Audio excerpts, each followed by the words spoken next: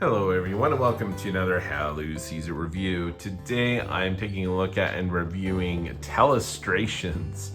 This is a game published by The Op Games. I'd like to thank them for sending a copy over for review. I've actually played, the game of telephone, which is basically, that concept of you have a phrase or something, you say it to someone else, then they have to try to remember that and say it on to someone else and you pass it along. And this is, as it says, the telephone game all sketched out. Very fun concept. Basically, you have a prompt that you are going to sketch a picture off of. You pass it along. Someone's going to guess based on the picture what it is, what the phrase or word is. Then that gets put onto someone else and they determine what that is. Then they draw a picture based on that, and it goes on with how many ever players you're playing with. Really, the goal is it's lots of fun. There is a way that you can kind of score points and keep track of points if you'd like, but it's just a really fun, funny game to play. And I'm very excited to try this out because I don't know that I've ever actually played Telestrations before. So the concept is not new. I'm familiar with it. I just don't know that I've actually ever played it before. So they just kind of did a refresh on this with their sets, and there are some different versions that you can get. So this is the 12 player party pack. So it goes, you can play 4 to 12 players. There's some smaller sets available, which I think is really a good idea and concept because some people just aren't going to need this many, but you can get a smaller set, which is their smallest one. I think is a set of 6, so 4 to 6 players, and have components there for 6 players. There's an 8-pack, and then there's this 12-pack, so you can kind of get whichever works best for you. I like the look of the box itself. I think they did a great job with the design of that. Very well explains the box. Here's an example for you of the word mullet, going from that to the picture, to the guess, to another picture, to the guess, to another picture, and the final guess. It's always going to end up with a guess as you go through. We'll talk about that here in a second. So, as they say, new look, same great game. You have over 2,500 classic and new prompts in the box itself. So very good. I'll go ahead and show you what comes in the box, talk about the components, but looks really great. The instructions, again, fairly simple, right? Just explain that whole game within like under a minute. It's very, very simple. They give, again, some examples. The biggest thing here is if you have an even number of players, the person who draws or gets that prompt is going to select that prompt, and then they are going to sketch it as well. Then in that case, it will, and if it's an odd number of players, you'll actually turn to sketch it and then pass the book to the player to your left. So the person who is actually drawing it won't be the person who drew the card and kind of set that up.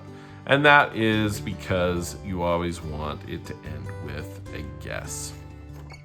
There's a way to keep track of points and everything. We'll show you that on those, but really great. Again, the game is simple, but it leaves it out here as, again, something very simple.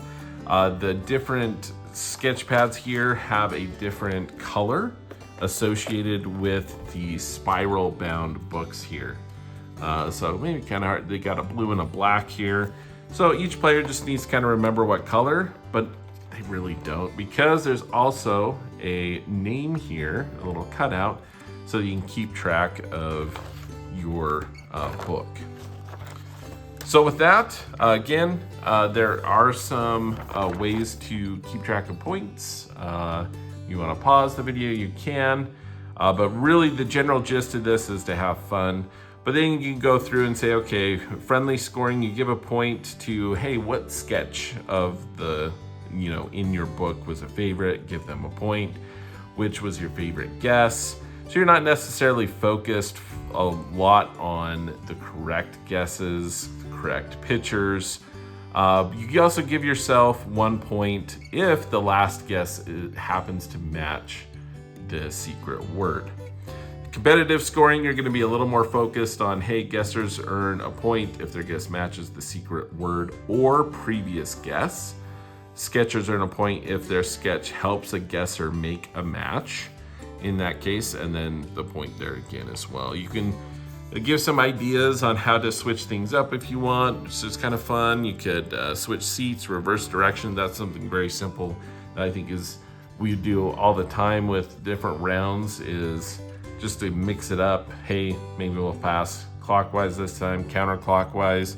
Maybe you pass in like a star pattern or something, so that people get, or you move seats or something like that, just to kind of get a variation of, of what you're doing and who you are drawing forward and whatnot. Switch with your less dominant hand and create your own cards or words themed to different categories. And we'll talk about that here in a second as well. Everything fits in the box great. You got your pack of markers here. Got 12 in this set again. It is a little bit tight fit for the markers, but they all fit there. We have the cards themselves, which are double-sided, and each of the cards have multiple words on them. All right, so this quality of the markers, talk about all the components here. Quality of the markers, they're pretty standard for what we see in these kind of games that use these dry erase markers. You got just kind of your basic marker cap here with the eraser built in. These ones do come out. You can, the reason that they do that, you can flip them over, kind of have like a refresh. So with that, they will hold up well for a certain amount of time. Again, if they dry out or eventually, you used them all up, you can substitute for any dry erase markers that you like. The erasers and things work well enough as you play the game. It is going to leave somewhat of a residue, so I always recommend with these dry erase games to, before you all put it away, it talks about this in the rules, is to clean them really well.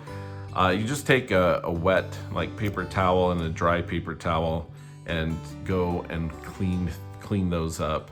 I had just done this one here. I'll show you an example. But I always clean these up with a wet paper towel and then a dry one, and that really cleans them up and will keep them in good condition moving forward.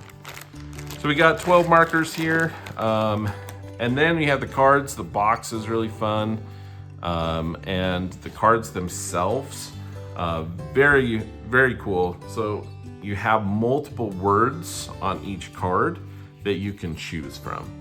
So there's again, as I said, 2,500 different kind of like words, but there's only, what did it say, 250 cards? 160 cards that are double-sided, but each of those have a bunch of words on them. 7 and a category. So double-sided, got lots and lots of different prompts. So I really appreciate that the use of, I guess, space and functionality of the cards. They're double-sided, but not only are they double-sided, but they have tons of words listed on each side. And then there's a star on each side as well that gives a category. Instead of something more specific like a litter box, you could do something edible. And in that case, the person could choose something edible, and then everyone chooses just a word or phrase or something that meets that category, something edible. And everyone creates that secret word and moves on. So there are so many prompts in here, and I think that category element is really, really clever, because they could have just had, right, these cards, these prompts, and that's it, and say, hey, you can create your own category, which you can do as well, but this gives everyone a lot of ideas for types of categories and different things to do. Fantasy creature, right? And so I really appreciate that. And again, it's a lot of prompts, a lot of things, quite a few cards as it is, but just the functionality of the cards, so many different ones available, that I think is really good. So really appreciate that. And if I put the cards the right way, there we go. So that show you the different sketchbooks here and the different colors. So this is like a little black, but all the sketchbooks have a different color binding there. And then this set here has it up to 12 to support 12 players. You flip over this first tab, and this is where you keep track of your points as well as the secret prompt for that round. I really appreciate the way that these are laid out. You have a score sheet here, keep track. Usually you can play the 3 rounds as suggested, play multiple games. But with this, there's a reminder here that, hey, if you have an even number of players, you're gonna write the secret prompt and then draw it. With odd, you're gonna write the secret prompt and then pass it to the next player. So I appreciate that they include that. And instructions. So you do that, you write the word, you have it here, you pass it to the next player.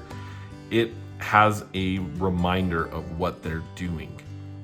So flip back to the previous page, look at the secret prompt, sketch it, flip it forward to page 2. Oops, sorry about that. Flip it forward to page 2. Don't close the book, pass to the next player. So I'm gonna draw whatever's based on that prompt, then flip it, and then this person's gonna get it. They're gonna say, look back at the previous page, look at the sketch, write your guess, write it down, then flip forward to page 3.